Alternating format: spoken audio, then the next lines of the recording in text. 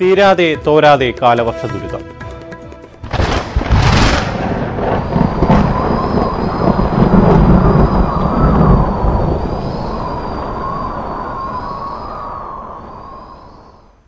സംസ്ഥാനത്ത് ഇന്നും കനത്ത മഴയ്ക്ക് സാധ്യത. കാലവർഷക്കെടുതിയിൽ 2 ദിവസത്തിനിടെ മരിച്ചവരുടെ എണ്ണം 12 മലയോര മേഖലകളിൽ മഴ തുടരുന്നു. ഇടുക്കി, കോട്ടയം, പത്തനംതിട്ട ജില്ലകളിൽ മുഴുവൻ വിദ്യാഭ്യാസ സ്ഥാപനങ്ങൾക്കും അവധി പ്രഖ്യാപിച്ചിട്ടുണ്ട്. എറണാകുളത്ത് കേന്ദ്രീയ വിദ്യാലയങ്ങൾ ഉൾപ്പെടെയുള്ള സ്കൂളുകൾക്കാണ് അവധി. MG സർവകലാശാല ഇന്ന് നടത്താനിരുന്ന പരീക്ഷകൾ മാറ്റിവെച്ചു. മത്സ്യത്തൊഴിലാളികൾ കടലിൽ പോകരുതെന്നും നിർദ്ദേശമുണ്ട്. തിരുവനന്തപുരത്ത് നിന്ന് ഉമേഷ് ബാലകൃഷ്ണനും, ആലപ്പുഴയിൽ നിന്ന് ശരണ്യ സ്നേഹജനും, കോട്ടയത്ത് നിന്ന് സനോജ് സുരേന്ദ്രനും, കൊച്ചിയിൽ നിന്ന് ശരണം ചേരുന്നു. ഉമേഷ്, കഴിഞ്ഞ ദിവസങ്ങളിലുണ്ടായ കനത്ത മഴയിൽ കനത്ത നാശനഷ്ടം തന്നെയാണ് സംസ്ഥാനത്തൊട്ടാകെ ഉണ്ടായിരിക്കുന്നത്. തിരുവനന്തപുരത്തെ ഇപ്പോഴത്തെ അവസ്ഥയ്ക്കൊപ്പം തന്നെ ഇത്തരം ദുരിതാശ്വാസ പ്രവർത്തനങ്ങൾ ഏത് തരത്തിലാണ് സർക്കാർ ഏകോപിപ്പിക്കുന്നത്? ജോയി, തിരുവനന്തപുരത്ത് ഇപ്പോൾ മഴ കുറവാണ്. കാലാവസ്ഥാ നിരീക്ഷണ കേന്ദ്രത്തിന്റെ മുന്നറിയിപ്പ് പ്രകാരം നാളെയും കൂടി മഴ തുടരുമെന്നാണ് അറിയിച്ചിട്ടുള്ളത്. കൂടാതെ 20-ാം തീയതി വരെ ഒറ്റപ്പെട്ട കനത്ത മഴയ്ക്കും സാധ്യതയുണ്ട് എന്ന് മുന്നറിയിപ്പുണ്ട്. കൂടാതെ തീരപ്രദേശങ്ങളിൽ ശക്തമായ കടൽക്ഷോഭത്തിന് സാധ്യതയുള്ളതായി മുന്നറിയിപ്പുണ്ട്. മത്സ്യത്തൊഴിലാളികൾ കടലിൽ പോകരുത് എന്നാണ് മുന്നറിയിപ്പുള്ളത്. കൂടാതെ മണിക്കൂറിൽ 35 മുതൽ 45 വരെ കിലോമീറ്റർ വേഗതയിൽ കാറ്റ് വീശാൻ സാധ്യതയുണ്ട്. അത് ചില സാഹചര്യങ്ങളിൽ 70 കിലോമീറ്റർ വരെ വേഗതയിലാകാൻ സാധ്യതയുണ്ട് എന്നും മുന്നറിയിപ്പുണ്ട്. മലയോര മേഖലയിലും ഉരുൾപൊട്ടൽ സാധ്യതയുള്ള മേഖലയിലും ജാഗ്രതാ നിർദ്ദേശം നൽകിയിട്ടുണ്ട്. ഏതെങ്കിലും അടിയന്തര സാഹചര്യത്തിൽ ജനങ്ങളെ ദുരിതാശ്വാസ ക്യാമ്പുകളിലടക്കം മാറ്റേണ്ടതുണ്ടെങ്കിൽ അതിനുള്ള സജ്ജമായിരിക്കണമെന്നും റവന്യൂ അധികാരികൾക്ക് നിർദ്ദേശം നൽകിയിട്ടുണ്ട്. പല സ്ഥലങ്ങളിലും കഴിഞ്ഞ ദിവസമുണ്ടായ മഴയെ തുടർന്ന് വൈദ്യുതി ബന്ധം തകരാറുമാറായിട്ടുണ്ട്. അതെല്ലാം പുനഃസ്ഥാപിച്ചു വരുന്നു. ഇന്നത്തോടു കൂടി തന്നെ പുനഃസ്ഥാപിക്കാനാകുമെന്നാണ് വൈദ്യുതി വകുപ്പ് നൽകുന്ന വിവരം. കൂടാതെ പല സ്ഥലങ്ങളിലും വെള്ളക്കെട്ട് ഇപ്പോഴും തുടരുകയാണ്. പത്തനംതിട്ടയിലടക്കം വിവിധ സ്ഥലങ്ങളിൽ വെള്ളക്കെട്ടിനെ തുടർന്ന് പല സ്ഥലങ്ങളിലും വീടുകളെല്ലാം ഒറ്റപ്പെട്ട ഒരു സാഹചര്യം നിലനിൽക്കുന്നുണ്ട്. സംസ്ഥാനത്തെ ആകെ കണക്ക് നോക്കുകയാണെങ്കിൽ സംസ്ഥാനത്ത് ഇതുവരെ 12 മരണമാണ് ഔദ്യോഗികമായി സ്ഥിരീകരിച്ചിട്ടുള്ളത്. 4 പേരെ കാണാതായിട്ടുണ്ട് എന്നും ഔദ്യോഗികമായി സ്ഥിരീകരിച്ചിട്ടുണ്ട്. ഇന്നലെയായിരുന്നു ഒരു മലപ്പുറത്തും പത്തനംതിട്ടയിലും ഓരോ മരണങ്ങൾ സ്ഥിരീകരിച്ചത്. നിലവിൽ 186 ദുരിതാശ്വാസ ക്യാമ്പുകളാണ് സംസ്ഥാനത്ത് ആകെ തുറന്നിട്ടുള്ളത്. ഇതിൽ 26,833 പേർ ഈ 186 ദുരിതാശ്വാസ ക്യാമ്പുകളിലായി കഴിയുന്നുണ്ട്. കൂടാതെ റവന്യൂ നഷ്ടവും കൃഷിനാശവും വലിയ രീതിയിൽ തന്നെ ഉണ്ടായിട്ടുണ്ട്. റവന്യൂ നഷ്ടം 36 വീടുകൾ പൂർണ്ണമായി തകർന്നു എന്നാണ് റവന്യൂ അധികാരികളുടെ ഔദ്യോഗിക വിവരം. കൂടാതെ 1214 വീടുകൾ ഭാഗികമായും തകർന്നതായി കണക്കിൽ രേഖപ്പെടുത്തിയിട്ടുണ്ട്. ഇതിൽ കൂടി 1,40,00,000 രൂപയാണ് ഈ നഷ്ടം കണക്കാക്കിയിരിക്കുന്നത്. കൂടാതെ കൃഷിനാശം സംസ്ഥാനത്ത് വലിയ അളവിൽ കൃഷിനാശം ഉണ്ടായിരിക്കുന്നു. 244 ഹെക്ടർ ഭൂമിയിലെ കൃഷി പൂർണ്ണമായി നശിച്ചു എന്നാണ് വകുപ്പിന്റെ കണക്ക്. ഇതിലൂടെ 14,79,00,000 രൂപയുടെ നഷ്ടമുണ്ടായതായാണ് പ്രാഥമിക നിഗമനം. വരും ദിവസങ്ങളിൽ, അതായത് ഈ വരും ദിവസങ്ങളിൽ 20 വരെ മഴ തുടരും എന്നുള്ള മുന്നറിയിപ്പുള്ള സാഹചര്യത്തിൽ കൂടുതൽ ജാഗ്രത പാലിക്കണമെന്ന് എല്ലാവർക്കും നിർദ്ദേശം നൽകിയിട്ടുണ്ട്. തിരുവനന്തപുരം ജില്ലയിലേക്ക് വരികയാണെങ്കിൽ തിരുവനന്തപുരം ജില്ലയിൽ ഇന്നലെ ഒരു വീട് പൂർണ്ണമായും 12 വീടുകൾ ഭാഗികമായും തകർന്നു എന്നാണ് റവന്യൂ അധികാരികളുടെ കണക്ക്. ജോയ്, തിരുവനന്തപുരത്ത് നിന്ന് ഉമേഷാണ് വിവരങ്ങൾ നൽകിയത്. ആലപ്പുഴയിൽ നിന്നും ശരണ്യ ചേരുന്നു. ശരണ്യ, കടൽക്ഷോഭം ശക്തമാണ്. ഒപ്പം തന്നെ മഴ കനത്ത നാശനഷ്ടം ജില്ലയുടെ വിവിധ ഭാഗങ്ങളിൽ സൃഷ്ടിച്ചിട്ടുണ്ട്. വിവരങ്ങൾ? ജോയി, ജില്ലയിൽ 19,683 പേർ ദുരിതാശ്വാസ ക്യാമ്പുകളിലായി ഉണ്ട്. മൊത്തം 75 ദുരിതാശ്വാസ ക്യാമ്പുകളാണ് ആലപ്പുഴയിൽ തുറന്നിട്ടുള്ളത്. മാത്രമല്ല, കുട്ടനാടൻ മേഖലയിലടക്കം വലിയ വെള്ളപ്പൊക്കമാണ് മഴയോടൊപ്പം ഉണ്ടായിട്ടുള്ളത്. 4 ദിവസമായി തുടരുന്ന മഴ ഇന്നലെ ഉച്ചയോടുകൂടി ശമിക്കുകയും ഇന്ന് ഇപ്പോൾ വലിയ മഴയുള്ള സാഹചര്യമില്ല എങ്കിൽ പോലും കിഴക്കൻ മേഖലയിൽ നിന്നും ഒഴുകിയെത്തുന്ന വെള്ളം കുട്ടനാടൻ മേഖലയെ ഏകദേശം പൂർണ്ണമായും വെള്ളത്തിലാക്കിയ ഒരു സാഹചര്യം ഇപ്പോൾ നിലനിൽക്കുന്നുണ്ട്. പല സർവീസുകളും വഴിതിരിച്ചു വിടുകയാണ്. ആലപ്പുഴ ചങ്ങനാശ്ശേരി പ്രധാന സർവീസുകളിലൊന്നായ ആലപ്പുഴ ചങ്ങനാശ്ശേരി AC റോഡിൽ വെള്ളം കയറിയതിനെ തുടർന്ന് ഗതാഗത തടസ്സമുണ്ട്. ഒപ്പം സർവീസുകൾ തകഴി അമ്പലപ്പുഴ റൂട്ടിൽ വഴിതിരിച്ചു വിടുന്ന ഒരു സാഹചര്യം നിലനിൽക്കുന്നു. AC റോഡിലെ വെള്ളം ഇപ്പോഴും ഇറങ്ങാത്തൊരു സാഹചര്യമുണ്ട്. പമ്പയാറ് കരകവിഞ്ഞൊഴുകിയത് വിവിധ പ്രദേശങ്ങളിൽ വെള്ളത്തിനടിയിലാക്കാനുള്ള സാഹചര്യം ഉണ്ടായിട്ടുണ്ട്. എന്നാൽ കുട്ടനാട്ടിൽ ഇതുവരെ ദുരിതാശ്വാസ ക്യാമ്പുകളൊന്നും തുറന്നിട്ടില്ല. പാടശേഖരങ്ങളിൽ വൻതോതിൽ വെള്ളം കയറി നശിക്കുന്ന സാഹചര്യമുണ്ട്. ഇന്നലെ തന്നെ 10,000 ഹെക്ടറിലേറെ പാടശേഖരം വെള്ളം കയറിയ സാഹചര്യമുണ്ടായിരുന്നു. ഒപ്പം ഈ രണ്ടാം കൃഷി അത് വലിയ തോതിൽ ബാധിച്ചിട്ടുണ്ട്. രണ്ടാം കൃഷി ഏകദേശം പല കർഷകരുടെയും നശിച്ച ഒരു സാഹചര്യം ഇപ്പോൾ നിലനിൽക്കുന്നു. മങ്കൊമ്പ പടച്ചൽ പാടശേഖരം, വളയത്ത് പാടശേഖരം, കച്ചൻകോട് പാടശേഖരം തുടങ്ങി 3 പാടശേഖരങ്ങൾ കൂടി ഇന്നും മട വീണിട്ടുണ്ട്. ഇതോടുകൂടി ഏക്കർ കണക്കിന് നെൽകൃഷി ഇന്നും നശിക്കുന്ന ഒരു സാഹചര്യമുണ്ട്. അമ്പലപ്പുഴ, ചേർത്തല തുടങ്ങിയ ഭാഗങ്ങളിൽ കടൽക്ഷോഭം വളരെ രൂക്ഷമായി തുടരുകയാണ്. ഒറ്റമശ്ശേരിയിൽ 5ഓളം വീടുകൾ ഇപ്പോൾ തന്നെ തകർച്ചാ ഭീഷണിയിലാണ്. നീർക്കുന്നത്ത് ഇന്നലെയും ഒരു വീട് തകർന്നിരുന്നു. ജോയ്, ശരണ്യാണ് വിവരങ്ങൾ നൽകിയത്. കൊച്ചിയിൽ നിന്നും ശരൺ ചേരുന്നു. ശരൺ, എറണാകുളം ജില്ലയിൽ മഴയ്ക്ക് ശമനമുണ്ടോ? ഒപ്പം തന്നെ നാശനഷ്ടങ്ങളുടെ കണക്ക് എങ്ങനെയാണ്?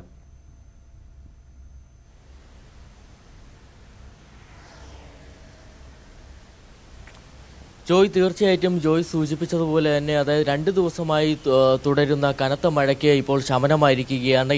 എറണാകുളം ജില്ലയിൽ കനത്ത മഴയായിരുന്നു കഴിഞ്ഞ 2 ദിവസങ്ങളായി. എന്നാൽ ആ മഴയ്ക്ക് ഇന്ന് രാവിലെയോടുകൂടി ശമനമുണ്ടായിരിക്കുന്നു. ഇതോടൊപ്പം തന്നെ എടുത്തു പറയേണ്ടത് എറണാകുളം ജില്ലയിൽ അതായത് നഗരപ്രദേശങ്ങളായ തമ്മനം അടക്കമുള്ള സ്ഥലങ്ങളിൽ ഇപ്പോഴും രൂക്ഷമായ വെള്ളക്കെട്ടുണ്ട്.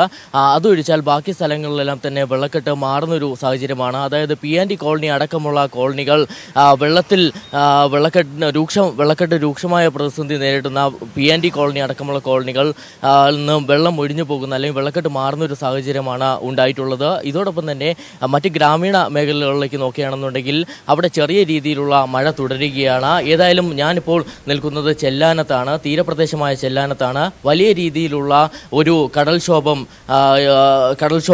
നേരത്തെ ഉണ്ടായൊരു സ്ഥലം കൂടിയാണ് ചെല്ലാനം എന്ന് പറയുന്നത്. ചെല്ലാനത്ത് വലിയ രീതിയിലുള്ള കടൽക്ഷോഭം ഉണ്ടായിരുന്നു. എന്നാൽ പല വീടുകളിലേക്കും വെള്ളം കയറുന്ന ഒരു സാഹചര്യമൊക്കെ ഉണ്ടാവുകയും ചെയ്തു. എന്നാൽ മഴ ശമിച്ചതോടുകൂടിയും ഒപ്പം തന്നെ കടൽക്ഷോഭത്തിന് ഇപ്പോൾ ചെറിയ രീതിയിലൊരു ശമനം ഉണ്ടായിരിക്കുന്നു എന്ന് തന്നെ പറയേണ്ടിയിരിക്കുന്നു. മറ്റൊരു കാര്യം, ജില്ലയിലെ വിദ്യാഭ്യാസ സ്ഥാപനങ്ങൾക്ക് അവധി പ്രഖ്യാപിച്ചിട്ടുണ്ടെന്നുള്ളതാണ്. അതായത് പ്രൊഫഷണൽ കോളേജ് ഒഴികെയുള്ള വിദ്യാഭ്യാസ സ്ഥാപനങ്ങൾക്കാണ് അവധി പ്രഖ്യാപിച്ചിട്ടുള്ളത്. 30ഓളം ദുരിതാശ്വാസ ക്യാമ്പുകൾ ആരംഭിച്ചിട്ടുണ്ട്. അതായത് 3000-ലധികം പേരെയാണ് ഈ ദുരിതാശ്വാസ ക്യാമ്പുകളിൽ മാറ്റി പാർപ്പിച്ചിട്ടുള്ളത്. ഏതായാലും 2 ദിവസമായി തുടരുകയായിരുന്ന കനത്ത മഴയ്ക്ക് ഇപ്പോൾ ശമനമായിരിക്കുന്നു. നഗരപ്രദേശങ്ങളിൽ പ്രത്യേകിച്ച് എടുത്തു പറയുന്നുണ്ടെങ്കിൽ തമ്മനമടക്കമുള്ള പ്രദേശങ്ങളിൽ വെള്ളക്കെട്ട് രൂക്ഷമാണെന്നതൊഴിച്ചാൽ ബാക്കി സ്ഥലങ്ങളിലെല്ലാം തന്നെ മഴയ്ക്ക് ശമനമായിരിക്കുന്നു. ഒപ്പം തന്നെ ഗ്രാമീണ മേഖലകളിലും അല്ലെങ്കിൽ തീരദേശങ്ങളിലേക്ക് പോവുകയാണെന്നുണ്ടെങ്കിൽ അവിടെ കടൽക്ഷോഭം ശക്തമായി തന്നെ തുടരുകയാണെന്ന് തന്നെ പറയേണ്ടിയിരിക്കുന്നു. ജോയ്, ശരൺ കൊച്ചിയിൽ നിന്നും വിശദാംശങ്ങൾ നൽകുകയായിരുന്നു. കോട്ടയത്തേക്ക് പോകുമ്പോൾ സനോജ് ചേരുന്നു. സനോജ്, കോട്ടയം ജില്ലയിൽ കനത്ത നാശനഷ്ടമാണ് കഴിഞ്ഞ ദിവസങ്ങളിലെ മഴ മൂലം ഉണ്ടായത്. ഇപ്പോഴും മഴ തുടരുകയാണോ? ഒപ്പം തന്നെ മലയോര മേഖലകളിൽ ഇപ്പോഴത്തെ അവസ്ഥ എങ്ങനെയാണ്? റോഡ് ഗതാഗതം അടക്കമുള്ളവയ്ക്ക് കനത്ത നാശമുണ്ടായിരുന്നു. ഇതൊക്കെ പരിഹരിക്കുന്നതിനുള്ള നടപടികൾ ഏത് തരത്തിലാണ് പുരോഗമിക്കുന്നത്? ജോയി, തുടർച്ചയായി 3 ദിവസം പെയ്ത പെരുമഴ തീർത്ത ദുരിതത്തിന് ഇപ്പോഴും മലയോര ജില്ലയായ കോട്ടയത്ത് യാതൊരു പരിഹാരവും ഉണ്ടായിട്ടില്ല എന്ന് വേണം പറയാൻ. കഴിഞ്ഞ 2-3 ദിവസം ചെയ്ത തുടർച്ചയായ മഴയ്ക്ക് ഇന്നലെ അല്പശമനമുണ്ടായി. എന്നാൽ ഇന്നലെ രാത്രി വീണ്ടും മഴ തുറന്നത് ആശങ്കയ്ക്ക് ഇട നൽകിയിരുന്നു. ഇപ്പോൾ മഴയ്ക്ക് അല്പം ശമനം ഉണ്ടായിട്ടുണ്ട്. എങ്കിലും മഴ പെയ്യാനുള്ള സാഹചര്യമാണ് ഇപ്പോഴും നിലനിൽക്കുന്നത് എന്ന് വേണം പറയാൻ. എന്തായാലും മലയോര മേഖലയിലെ ദുരിതത്തിന് യാതൊരു പരിഹാരവും ഉണ്ടായിട്ടില്ല. ആറുകളൊക്കെ തന്നെ ഇപ്പോൾ കരകവിഞ്ഞൊഴുകുകയാണ്. കിഴക്കൻ മേഖലയിൽ ഉണ്ടായ മഴയുടെ ദുരിതം അനുഭവിച്ചുകൊണ്ടിരിക്കുന്നത് ഇപ്പോൾ പടിഞ്ഞാറൻ മേഖല നിവാസികളാണ്.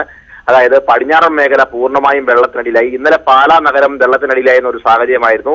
എന്നാൽ ഇന്ന് പാലാ നഗരത്തിലെ വെള്ളത്തിന് അല്പം കുറവ് വന്നിട്ടുണ്ട്. ആ വെള്ളം ഒഴുകിയെത്തുന്നത് അപ്പർ കുട്ടനാടൻ മേഖലയായ കുമരകം ഉൾപ്പെടുന്ന തിരുവാർപ്പ് ഉൾപ്പെടുന്ന പഞ്ചായത്തുകളിലേക്കാണ്. ഈ നാഗമ്പടം പ്രദേശം ഉൾപ്പെടുന്ന കോട്ടയം നഗരമധ്യമായ നാഗമ്പടം പ്രദേശം ഉൾപ്പെടുന്ന ഭാഗങ്ങളിലൊക്കെ തന്നെ താഴ്ന്ന പ്രദേശങ്ങളൊക്കെ തന്നെ ഇപ്പോൾ വെള്ളത്തിനടിയിലായിരിക്കുകയാണ്. കുമരകത്തെ ആളുകൾക്ക് തങ്ങളുടെ പ്രാഥമിക ആവശ്യങ്ങൾ നിർവഹിക്കാൻ പോലും കഴിയാത്ത തരത്തിലുള്ള ദുരിതം നാട്ടുകാർ അനുഭവിച്ചുകൊണ്ടിരിക്കുന്നത്. നിരവധി ദുരിതാശ്വാസ ക്യാമ്പുകൾ തുറന്നിട്ടുണ്ട്. ആളുകളെയൊക്കെ ദുരിതാശ്വാസ ക്യാമ്പിലേക്ക് മാറ്റി പാർപ്പിച്ചിട്ടുണ്ട്. മണലിപ്പുറ തീരത്തുള്ള 52 കുടുംബങ്ങളെ മുണ്ടക്കയം പ്രദേശത്തെ ദുരിതാശ്വാസ ക്യാമ്പിൽ മാറ്റി പാർപ്പിച്ചിട്ടുണ്ട്. ഏറ്റവും പ്രധാനമായി എടുത്തു പറയപ്പെട്ട ഒരു പ്രധാന വസ്തുത എന്ന് പറയപ്പെടുന്നത് ഇന്നലെ മണിമലയാറ്റിൽ കുളിക്കുന്നതിനിടയിൽ 2 യുവാക്കളെ കാണാതായിരുന്നു. അടൂർ സ്വദേശികളായ അരുൺ, ഷാഹുൽ രാജ് എന്നിവരെയാണ് കാണാതായത്. ഇവരെ കൊണ്ടുള്ള തെരച്ചിൽ ഇപ്പോഴും ഊർജിതമാണ്. ഇവരെ കണ്ടെത്തുവാൻ കഴിഞ്ഞിട്ടില്ല. ഇവർ കുളിക്കുന്നതിനിടയിൽ ഒരാൾ അപകടത്തിൽപ്പെടുകയും അദ്ദേഹത്തെ രക്ഷപ്പെടുത്താൻ വേണ്ടി മറ്റേയാൾ ശ്രമിക്കുന്നതിനിടയിലാണ് ഒഴുക്കിൽപ്പെടുകയായിരുന്നു ഇരുവരും. ഒപ്പം തന്നെ അഴുതയാറ്റിൽ കുളിക്കുന്നതിനിടയിൽ കാൽ വഴുതി വീണ് കാണാതായ ദീപുവിന് വേണ്ടിയുള്ള തെരച്ചിലും ഇപ്പോൾ ഊർജിതമായി നടക്കുകയാണ്. ഇങ്ങനെ 3 പേരെയാണ് ഇന്നലെ വൈകുന്നേരത്തോടുകൂടി കാണാതായത്. ഇവർക്ക് വേണ്ടിയുള്ള തെരച്ചിൽ ഇപ്പോഴും പുരോഗമിക്കുന്നു. എന്നാൽ കണ്ടെത്തുവാൻ കഴിഞ്ഞിട്ടില്ല. ഇന്നലെ 3 പേരാണ് കോട്ടയം ജില്ലയിൽ കാലവർഷക്കെടുതിയിൽ മരണത്തിന് കീഴടങ്ങിയത്. എന്തായാലും ഇപ്പോഴും മഴയുടെ ദുരിതം അനുഭവിച്ചുകൊണ്ടിരിക്കുന്നത് കോട്ടയം ജില്ലയുടെ പടിഞ്ഞാറൻ മേഖല നിവാസികളാണ്. ജോയി, കോട്ടയത്ത് നിന്ന് സനോജ് സുരേന്ദ്രൻ. പെരിയാറിലെ കനത്ത മലവെള്ളപ്പാച്ചിലിൽ കുട്ടിക്കുറുമ്പനും ഒഴുകിയെത്തി. ഏകദേശം 3 വയസ്സ് പ്രായം തോന്നിക്കുന്ന കുട്ടിക്കൊമ്പനെയാണ് പെരിയാറിലൂടെ ഒഴുകി പോകുന്നത് പാലത്തിലൂടെ പോയവർ കണ്ടത്. മാറമ്പള്ളി പാലത്തിലൂടെ പോയവരാണ് മൊബൈലിൽ ദൃശ്യങ്ങൾ പകർത്തിയത്. പുഴയുടെ മധ്യഭാഗത്തു കൂടിയാണ് കുട്ടിയാനയുടെ ജഡം ഒഴുകി വന്നിരുന്നത്. ഇടമലയാർ ഇല്ലിത്തോട് വനമേഖലയിൽ നിന്നാവണം കുട്ടിയാന കുത്തൊഴുക്കിൽപ്പെട്ടതെന്ന് സംശയിക്കുന്നു. കുട്ടിയാനയെ കൂടാതെ മ്ലാവ് അടക്കമുള്ള മൃഗങ്ങളുടെ ജഡങ്ങൾ പുഴയിലൂടെ ഒഴുകിപ്പോയതായി നാട്ടുകാർ പറഞ്ഞു. വാർത്തകൾ തുടരുന്നു. കോഴിക്കോട് പേരാമ്പ്ര അരിക്കുളത്ത് SFI പ്രവർത്തകന് വെട്ടേറ്റു. SFI local secretary S. വിഷ്ണുവിനാണ് വെട്ടേറ്റത്. ഇന്നലെ രാത്രിയോടെയായിരുന്നു സംഭവം. അക്രമത്തിന് പിന്നിൽ പോപ്പുലർ ഫണ്ടാണെന്ന് CPM ആരോപിച്ചു. വെട്ടേറ്റ വിഷ്ണുവിനെ കോഴിക്കോട് മെഡിക്കൽ കോളേജ് ആശുപത്രിയിലേക്ക് മാറ്റി. ബൈക്ക് വരുന്ന ഇരുമ്പ് പൈപ്പ് കൊണ്ട് അടിച്ച് തള്ളിയിടുകയുണ്ടായി. അത് കഴിഞ്ഞ് മുളക് പൊടി വാറ്റിയിട്ട് മർദ്ദിച്ച് കഴിഞ്ഞ ശേഷം മുളകെടുത്ത് വെട്ടിയാണ്. STPൻ്റെ വെറുതെയാണ് കണ്ട അറിയുന്ന ആളുകളാണ്. മുളക് പൊടി പെട്ടെന്ന് ഒരു ഭീകര അന്തരീക്ഷം സൃഷ്ടിക്കുന്ന കോണം ഒരു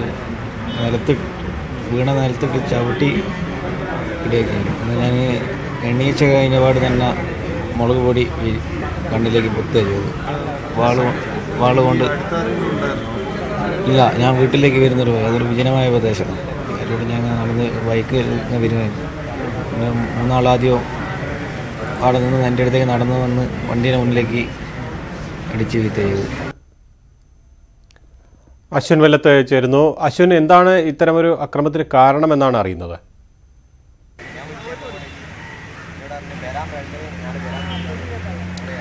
ജോയ്, SDPI പ്രവർത്തകർ തന്നെയാണ് തന്നെ ആക്രമിച്ചതെന്നാണ് വിഷ്ണു ഇപ്പോൾ നമ്മളോട് പറഞ്ഞിരിക്കുന്നത്. കണ്ടാൽ അറിയുന്ന ആളുകളാണ്, പ്രദേശത്ത് തന്നെയുള്ള ആളുകളാണ്. കഴിഞ്ഞ ദിവസം അഭിമന്യു വധത്തെ തുടർന്ന് ഈ പ്രദേശത്ത് SDPIക്കെതിരെ വ്യാപകമായ പ്രതിഷേധമുയർന്നിരുന്നു. ഇതിനൊക്കെ നേതൃത്വം കൊടുത്തത് വിഷ്ണുവായിരുന്നു. വിഷ്ണു പ്രദേശത്തെ SFIയുടെ അവിടെയുള്ള വില്ലേജ് സെക്രട്ടറിയാണ്. അപ്പോൾ വിഷ്ണുവിനെ ടാർഗറ്റ് ചെയ്തുകൊണ്ട് തന്നെയാണ് ഇങ്ങനെ ഒരു ആക്രമണം നടത്തിയത്, അല്ലെങ്കിൽ വിഷ്ണുവിനെ ഇല്ലാതാക്കുക എന്നുള്ള ലക്ഷ്യത്തോടു കൂടി തന്നെയാണ് ഇങ്ങനെ ഒരു ആക്രമണം നടത്തിയതെന്നാണ് വിഷ്ണു നമ്മളോട് പറയുന്നത്. പ്രദേശത്ത് മറ്റു സംഘർഷങ്ങളൊന്നും മുൻപില്ലായിരുന്നു. വളരെ ആസൂത്രിതമായി, അതായത് കടയിൽ പോയി വീട്ടിലേക്ക് മടങ്ങുന്ന വഴിയിൽ ആളുകളൊന്നും ഇല്ലാത്ത ഒരു വിജനമായ ഒരു പ്രദേശത്ത് വെച്ച് വളരെ കരുതലോടുകൂടി നടത്തിയ ആക്രമണമാണ് എന്നാണ് വിഷ്ണു നമ്മളോട് പറഞ്ഞത്. വിഷ്ണു ഇപ്പോൾ മെഡിക്കൽ കോളേജ് ആശുപത്രിയിൽ കാഷ്വാലിറ്റിയിൽ നിരീക്ഷണത്തിലാണ്. തലയ്ക്കുൾപ്പെടെ മർദ്ദനമേറ്റിട്ടുണ്ട്. പൈപ്പ് കൊണ്ടും വടിവാൾ കൊണ്ടുമാണ് ആക്രമിച്ചിരിക്കുന്നത്. അതുകൊണ്ട് തന്നെ തലയോടിക്കുള്ളിൽ മറ്റു ക്ഷതങ്ങളോ മറ്റോ ഉണ്ടോ എന്നുള്ള കാര്യം ഉൾപ്പെടെ പരിശോധിക്കേണ്ടതുണ്ട്. അതുകൊണ്ട് തന്നെ നിരീക്ഷണത്തിലാണ് വിഷ്ണു ഇപ്പോൾ ഉള്ളത്. വിഷ്ണുവിൻ്റെ സഹപ്രവർത്തകരും ബന്ധുക്കളും ഒക്കെ ഇപ്പോൾ നമ്മളോടൊപ്പമുണ്ട്. എന്താണ് സംഭവിച്ചത്? എന്തായിരുന്നു വിഷ്ണുവിനെ ആക്രമിക്കാനുള്ള ഒരു കാരണം? എന്താണ്? പ്രത്യേകിച്ച് ഒരു കാരണവും ഇല്ലായിരുന്നു. ഞങ്ങളുടെ അറിവിൽ അങ്ങനെ ഒരു പ്രശ്നമുള്ള മേഖലയല്ല ആ മേഖല. ഒരു വിധത്തിലുള്ള രാഷ്ട്രീയ സംഘർഷങ്ങളും ഇല്ലാത്തൊരു സ്ഥലമായിരുന്നത്. പെട്ടെന്നുള്ള അവിചാരിതമായിട്ടുള്ള ഒരു ആക്രമണമാണ് ഇന്നലെ ഒരു 10 കാലമാകുമ്പോൾ സംഭവിച്ചത്. അപ്പോൾ ഈ പ്രദേശത്ത് നേരത്തെ ഈ അഭിമന്യു വധത്തെ തുടർന്ന് നടത്തിയ പ്രകടനങ്ങളിൽ സംഘർഷമുണ്ടായിരുന്നു. അതിനെ തുടർന്നുള്ള സംഘർഷമാണ് ഇതിൻ്റെ അകത്തേക്ക് എത്തിയതെന്നൊക്കെ പറയുന്നു. അഭിമന്യുവിൻ്റെ വിഷയത്തിൽ കാരയാട് ലോക്കൽ കമ്മിറ്റി സെക്രട്ടറിയാണ് വിഷ്ണുവിൻ്റെ നേതൃത്വത്തിലായിരുന്നു പ്രകടനങ്ങളൊക്കെ നടന്നത്. അപ്പോൾ അതിൻ്റെ ഒരു വിദ്വേഷം കൊണ്ടാണ് ഇത് ചെയ്ത SDPI പ്രവർത്തകർ ചെയ്തതെന്നാണ് പൊതുവെ പറയുന്നത്. ഇതൊരു ആസൂത്രിതമായ നീക്കമാണെന്ന് തോന്നുന്നുണ്ടോ? തോന്നുന്നുണ്ട്, തീർച്ചയായും. അത് കൃത്യമായ പ്ലാനിങ്. വീട്ടിൽ വന്ന് ഭക്ഷണം കഴിച്ച ശേഷം വിഷ്ണു കടയിൽ പോകുമ്പോഴാണ് 5-6 വരുന്ന സംഘം ആക്രമിച്ചത് എന്നാണ് വിഷ്ണു പറഞ്ഞത്. അപ്പോൾ ഇവര് വിഷ്ണുവിനെ കുറേ ദിവസമായിട്ട് ഫോളോ ചെയ്യുന്നുണ്ട് എന്ന് തന്നെയല്ലേ മനസ്സിലാക്കേണ്ടത്? ഇങ്ങനെ കൃത്യമായിട്ട് ഒരു വിജനമായ സ്ഥലത്ത് വെച്ച് ഇങ്ങനെ ആക്രമിക്കുന്ന സമയത്ത്? അതെ, അങ്ങനെയാണ് പറയാനുള്ളത്. തീർച്ചയായിട്ടും ജോയി, കരുതിക്കൂട്ടി മേഖലയിൽ പ്രശ്നമുണ്ടാക്കുകയായിരുന്നു SDPIയുടെ ലക്ഷ്യം എന്നാണ് ഇവർ ആരോപിക്കുന്നത്, വിഷ്ണുവിൻ്റെ സഹപ്രവർത്തകരൊക്കെ ആരോപിക്കുന്നത്. അപ്പോൾ ഈ മേഖല മറ്റു പ്രശ്നങ്ങളൊന്നും ഇല്ലാതിരുന്ന ഒരു മേഖലയായിരുന്നു. ഇവിടെ വളരെ സമാധാനത്തിൽ കഴിയുന്ന ഒരു പ്രദേശത്ത് ആക്രമണം ഉണ്ടാക്കുകയായിരുന്നു SDPIയുടെ ലക്ഷ്യം എന്നാണ് CPM ആരോപിക്കുന്നത്. വിവരങ്ങൾ നൽകിയത് അശ്വിൻ. അഞ്ചൽ ആൾക്കൂട്ട കൊലപാതകത്തിൽ രണ്ടാം പ്രതി പോലീസ് പിടിയിൽ. അഞ്ചൽ സ്വദേശി ആസിഫാണ് പിടിയിലായത്. ഒന്നാം പ്രതി ശശിധരൻ കുറുപ്പിനെ ഇന്നലെ അറസ്റ്റ് ചെയ്തിരുന്നു. മോഷണക്കുറ്റം ആരോപിച്ച് ബംഗാൾ സ്വദേശിയായ മണിക് റോയിയെ മർദ്ദിച്ച് കൊലപ്പെടുത്തിയതാണ് കേസ്. ശ്യാം ദേവരാജ് ചേരുന്നു. ശ്യാം, അഞ്ചൽ സ്വദേശി ആസിഫ് പിടിയിലായിരിക്കുന്നു. ഇതുമായി ബന്ധപ്പെട്ട് ലഭിക്കുന്ന വിവരങ്ങൾ. പശ്ചിമബംഗാൾ സ്വദേശി മണിക് റോയിയുടെ മർദ്ദനവും തുടർന്ന് ഇദ്ദേഹം മരിച്ചതുമായി ബന്ധപ്പെട്ട കേസിലാണ്, കൊലപാതകവുമായി ബന്ധപ്പെട്ട കേസിലാണ് അഞ്ചൽ പോലീസ് ഇപ്പോൾ രണ്ടാം പ്രതി അറസ്റ്റ് ചെയ്തിരിക്കുന്നത്. അഞ്ചൽ പനയംചേരി സ്വദേശി ആസിഫാണ് അറസ്റ്റിലായത്. നേരത്തെ ഇതുമായി ബന്ധപ്പെട്ട് ഒന്നാം പ്രതി ശശിധര കുറുപ്പ് ഇന്നലെ പോലീസിന്റെ കസ്റ്റഡിയിലായിരുന്നു. ഇയാളുടെ അറസ്റ്റ് രേഖപ്പെടുത്തിയിട്ടുണ്ട്. ആസിഫിന്റെയും അറസ്റ്റ് അല്പസമയത്തിനുള്ളിൽ അഞ്ചൽ പോലീസ് രേഖപ്പെടുത്തും. അതിനുശേഷം ഇവരെ രണ്ടുപേരെയും പുനലൂർ മജിസ്ട്രേറ്റ് കോടതിയിൽ ഹാജരാക്കുകയും ചെയ്യും. ഇന്ന് വൈകുന്നേരത്തോടുകൂടി തന്നെ ഹാജരാക്കുമെന്നാണ് നമുക്ക് പോലീസിൽ നിന്നും അറിയാൻ കഴിയുന്ന വിവരം. മാത്രമല്ല, രണ്ടുപേർക്കെതിരെയും കൊലപാതകം ഉൾപ്പെടെയുള്ള കുറ്റങ്ങൾ ഇന്ത്യൻ ശിക്ഷാ നിയമം 302 വകുപ്പ് അനുസരിച്ചുള്ള കുറ്റങ്ങളും രണ്ടുപേർക്കെതിരെയും ചുമത്തിയിട്ടുണ്ട്. ശശിധര കുറുപ്പിനെതിരെ ഇന്നലെ തന്നെ അറസ്റ്റ് രേഖപ്പെടുത്തിയ ഉടൻ തന്നെ അത് ആ വകുപ്പ് ചുമത്തുകയും ചെയ്തിരുന്നു. നേരത്തെ ഇവർക്കെതിരെ ജാമ്യം ലഭിക്കാവുന്ന കുറ്റങ്ങളായിരുന്നു ചുമത്തിയത്. എന്നാൽ മണിക് റോയി മരിച്ചതോടെ മർദ്ദനമേറ്റാണെന്ന് സ്ഥിരീകരിക്കുകയും പോസ്റ്റ്മോർട്ടത്തിന്റെ വിശദാംശങ്ങളടക്കം പുറത്തുവരികയും ചെയ്ത സാഹചര്യത്തിലാണ് പോലീസ് 302 വകുപ്പ് ഇന്ത്യൻ കൊലപാതക കുറ്റം ചുമത്തിയത്. ആസിഫിനെ ഇന്ന് രാവിലെയാണ് അഞ്ചൽ പോലീസ് അറസ്റ്റ് ചെയ്തത്. വിവരങ്ങൾ നൽകിയത് ശ്യാം ദേവരാജ്. കോവളത്തെ വിദേശ വനിതയുടെ കൊലപാതകത്തിൽ CBI അന്വേഷണം ആവശ്യപ്പെട്ടുള്ള ഹർജി ഹൈക്കോടതി ഇന്ന് പരിഗണിക്കും. പോലീസ് അന്വേഷണം തൃപ്തികരമല്ലെന്ന് ചൂണ്ടിക്കാട്ടിയ വിദേശ വനിതയുടെ സുഹൃത്താണ് ഹൈക്കോടതിയെ സമീപിച്ചത്. കേസിന്റെ അന്വേഷണ പുരോഗതി റിപ്പോർട്ട് പോലീസ് കോടതിയിൽ സമർപ്പിച്ചിരുന്നു. മനുഷ്യാവകാശ കമ്മീഷന്റെ ഉത്തരവ് മറികടന്ന് തിടുക്കത്തിൽ വനിതയുടെ മൃതദേഹം സംസ്കരിച്ചതിന്റെ വാദിഭാഗം ചോദ്യം ചെയ്തിരുന്നു. എന്നാൽ മൃതദേഹം സംസ്കരിക്കുന്ന വിഷയത്തിൽ ഇടപെടാൻ മനുഷ്യാവകാശ കമ്മീഷന് എന്തധികാരമെന്ന് കോടതി ചോദിച്ചു. ഇന്ന് കർക്കടകം 1. ഭക്തിയും ആധ്യാത്മികതയും ഒത്തുചേരുന്ന രാമായണ മാസാചരണത്തിന് കൂടിയാണ് ഇന്ന് തുടക്കമായിരിക്കുന്നത്. രാമായണശീലുകളാൽ മുഖരിതമായ അന്തരീക്ഷമായിരിക്കും ഇനി ഒരു മാസം. വീടുകളിലും ക്ഷേത്രങ്ങളിലും അതിനിടെ രാമായണ മാസം സംഘടിപ്പിക്കാൻ CPM-ഉം കോൺഗ്രസും മുന്നോട്ട് വന്നതാണ് ഇത്തവണത്തെ കർക്കടകത്തിന്റെ പ്രത്യേകത.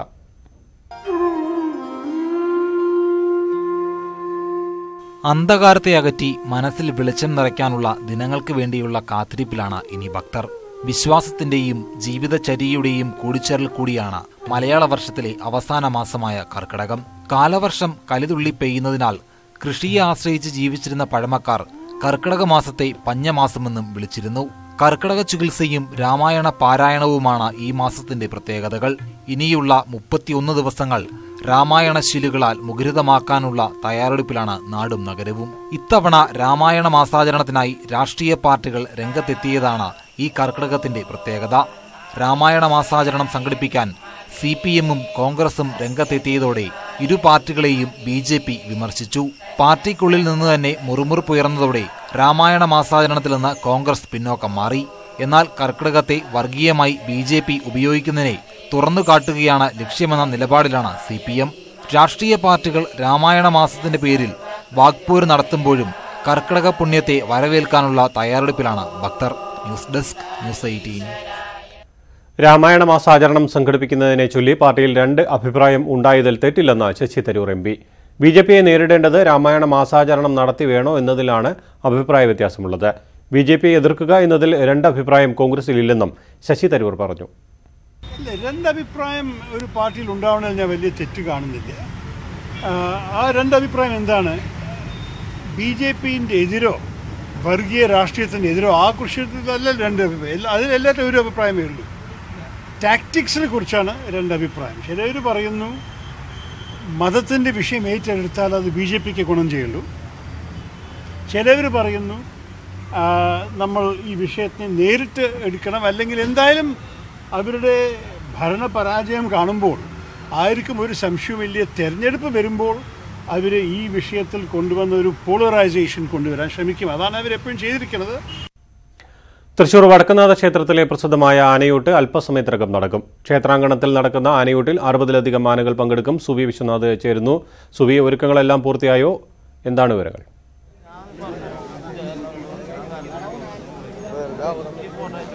ജോയ്, തൃശൂർ വടക്കുന്നാട് ക്ഷേത്രത്തിലെ പ്രസിദ്ധമായ ആനയൂട്ടിനുള്ള ഒരുക്കങ്ങൾ എല്ലാം തന്നെ പൂർത്തിയായിരിക്കുന്നു. അല്പസമയത്തിനകം തന്നെ ആനയൂട്ട് നടക്കും എന്നാണ് നമ്മൾ പ്രതീക്ഷിക്കുന്നത്. ഇപ്പോഴും ആനകളെ ക്ഷേത്രത്തിനകത്തേക്ക് പ്രവേശിപ്പിച്ചുകൊണ്ടിരിക്കുകയാണ്. തെക്കേ ഗോപുര നടയോട് ചേർന്ന് പ്രത്യേകം തയ്യാറാക്കിയ ബാരിക്കേഡുകൾ കെട്ടി പ്രത്യേകം തയ്യാറാക്കിയ ഇടത്താണ് ആനകളെ പ്രവേശിപ്പിച്ചിരിക്കുന്നത്. നമുക്ക് ദൃശ്യങ്ങളിൽ കാണാം, നിരനിരയായി നിൽക്കുന്ന ഗജവീരന്മാരെ നമുക്ക് ദൃശ്യങ്ങളിൽ കാണാം. ആനകളുടെ സെൽഫി എടുക്കാനും ആനകളെ കാണാനും അവയ്ക്ക് ഭക്ഷണം നൽകാനുമായി നിരവധി ആളുകളാണ് ഇന്ന് ക്ഷേത്രത്തിൽ തടിച്ചുകൂടിയിരിക്കുന്നത്. ഒരു പൂഴി വാരിയിട്ടാൽ പോലും നിലത്തെത്താത്ത തരത്തിലുള്ള ജനക്കൂട്ടമാണ് കാണുന്നത്. ഈ വലിയ തോതിലുള്ള സുരക്ഷാ സംവിധാനങ്ങളാണ് ഇതിന്റെ ഭാഗമായി ഇവിടെ ഒരുക്കിയിരിക്കുന്നത്. രാവിലെ 5 മണിയോടുകൂടി മഹാഗണപതി ഹോമത്തോടുകൂടിയാണ് ആനയൂട്ടിനുള്ള ചടങ്ങുകൾ ആരംഭിച്ചത്. അത് കഴിഞ്ഞ് 8 മണിയോടുകൂടി ആനകളെ ക്ഷേത്രത്തിനകത്തേക്ക് പ്രവേശിപ്പിച്ചു. പ്രധാനമായും ആനയ്ക്ക് ദൈവികമായ ചില കഴിവുകളുണ്ട്. അതുകൊണ്ട് തന്നെ ആനയെ പൂജിപ്പിച്ചാൽ ദൈവിക പ്രീതി ലഭിക്കും എന്ന വിശ്വാസത്തിന്റെ അടിസ്ഥാനത്തിലാണ് ആനയൂട്ട് നടത്തുന്നത്. ഇത് 36ാമത്തെ വർഷമാണ് തുടർച്ചയായി തൃശൂർ വടക്കുന്നാഥ ക്ഷേത്രത്തിൽ ആനയൂട്ട് നടത്തിവരുന്നത്. 1983 ആദ്യമായി ആനയൂട്ട് നടത്തിയത്. പിന്നീട് തുടർച്ചയായി ആനകളുടെ എണ്ണം കൂടിക്കൂടി വന്നുകൊണ്ടിരുന്നു. കഴിഞ്ഞ വർഷം ഏതാണ്ട് 56ഓളം ആനകൾ ഈ ആനയൂട്ടിന് വേണ്ടി എത്തിയിരുന്നു. പ്രധാനമായും ഉണങ്ങലരി, ചോറും ഒപ്പം തന്നെ 10 തരത്തിലുള്ള പഴവർഗ്ഗങ്ങളുമാണ് ആനയ്ക്ക് ഈ ദിവസത്തിൽ നൽകുക. കർക്കിടകം 1-ാം തീയതി ആനയുടെ സുഖചികിത്സയുമായി ബന്ധപ്പെട്ടാണ് ആനയൂട്ട് നടത്തിവരുന്നത്. അതോടൊപ്പം തന്നെ അതായത് ക്ഷേത്രം ക്ഷേമ സമിതിയാണ് ഈ ചടങ്ങുകൾ നടത്തിവരുന്നത്. അതോടൊപ്പം തന്നെ ഇവിടെ കൂടിയിരിക്കുന്ന നാട്ടുകാർക്കും ഒപ്പം ആനപ്രേമികൾക്കും ആനയ്ക്ക് ഭക്ഷണം കൊടുക്കുവാനുള്ള അവസരമുണ്ടാകും. ഏതായാലും ആനയൂട്ട് ചടങ്ങുകൾ അല്പസമയത്തിനകം തന്നെ ആരംഭിക്കും. അതിനുള്ള ഒരുക്കങ്ങൾ എല്ലാം തന്നെ പൂർത്തിയായിരിക്കുന്നു. വലിയ സുരക്ഷാ സംവിധാനങ്ങളാണ് ഇവിടെ ഒരുക്കിയിരിക്കുന്നത്. 150ലധികം പോലീസ് ഉദ്യോഗസ്ഥരെ ക്ഷേത്രത്തിനകത്ത് വിന്യസിച്ച് കഴിഞ്ഞിട്ടുണ്ട്. ഒപ്പം തന്നെ ട്രാഫിക് നിയന്ത്രണത്തിനായും വലിയ തോതിലുള്ള ക്രമീകരണങ്ങളാണ് പോലീസ് സേന ഒരുക്കിയിരിക്കുന്നത്. ഇപ്പോൾ അല്പസമയത്തിനകം തന്നെ ആനയൂട്ട് ചടങ്ങുകൾ നടക്കും. ക്ഷേത്രം തന്ത്രിയുടെ നേതൃത്വത്തിൽ രാവിലെ മഹാഗണപതി ഹോമവും നടന്നിരുന്നു. ഈ ആനകളെ കാണാനും മറ്റും സെൽഫി എടുക്കാനും മറ്റുമായി വലിയ തോതിലുള്ള ജനക്കൂട്ടമാണ് എത്തിയിരിക്കുന്നത്. എല്ലാ ഒരുക്കങ്ങളും പൂർത്തിയായി അല്പസമയത്തിനകം തന്നെ ആനയൂട്ട് ചടങ്ങ് ആരംഭിക്കും. വിവരങ്ങൾ നൽകിയത് സുബി. ലൈംഗിക പീഡനക്കേസിൽ പ്രതികളായ ഓർത്തഡോക്സ് വൈദികരുടെ മുൻകൂർ ജാമ്യാപേക്ഷ സുപ്രീംകോടതി ഇന്ന് പരിഗണിക്കും. 1-ാം പ്രതി ഫാദർ സോണി വർഗീസ്, 4-ാം പ്രതി ഫാദർ ജെയ്ക്സ് കെ ജോർജ് എന്നിവരാണ് മുൻകൂർ ജാമ്യാപേക്ഷ നൽകിയത്. അറസ്റ്റ് ചെയ്യാൻ സാധ്യതയുണ്ടെന്നും ഹർജി അടിയന്തരമായി പരിഗണിക്കണമെന്നും ഇന്നലെ ആവശ്യപ്പെട്ടതിനെ തുടർന്നാണ് ഇന്ന് കേസിൽ വാദം കേൾക്കാനുള്ള കോടതിയുടെ തീരുമാനം. യുവതിയുടെ വാദങ്ങൾ മുഖവിലക്കെടുത്താൽ പോലും പീഡനക്കുറ്റം നിലനിൽക്കില്ലെന്ന് ഇവരുടെ അഭിഭാഷകർ ചൂണ്ടിക്കാട്ടും. ജസ്റ്റിസുമാരായ AK സിക്രി, അശോക് ഭൂഷൺ എന്നിവരാണ് കേസ് പരിഗണിക്കുക. അപേക്ഷയെ സംസ്ഥാന സർക്കാർ എതിർക്കും. ജലന്ധർ ബിഷപ്പിനെതിരായ കന്യാസ്ത്രീയുടെ പരാതിയിൽ അന്വേഷണ സംഘം ഇന്ന് കർദിനാൾ ജോർജ് ആലഞ്ചേരിയുടെ മൊഴി രേഖപ്പെടുത്തും. മൊഴിയെടുക്കാനായി കൊച്ചിയിലെ ഓഫീസിലെത്താനാണ് അന്വേഷണ സംഘം കർദിനാളിനെ അറിയിച്ചിരുന്നത്. ഓഫീസിലെത്തിയില്ലെങ്കിൽ കർദിനാളിന്റെ അടുത്തെത്തി മൊഴിയെടുക്കാനാണ് അന്വേഷണ സംഘത്തിന്റെ തീരുമാനം. രേഖാമൂലം പരാതി ലഭിച്ചിട്ടും എന്തുകൊണ്ട് ബിഷപ്പ് ഫ്രാങ്കോ മുളയ്ക്കലിനെതിരെ നടപടിയെടുത്തില്ലെന്ന ചോദ്യത്തിന് കർദിനാൾ ഇന്ന് വിശദീകരണം നൽകേണ്ടി വരും. പരാതി രേഖാമൂലം ലഭിച്ചില്ലെന്നായിരുന്നു കർദിനാളിന്റെ വാദം.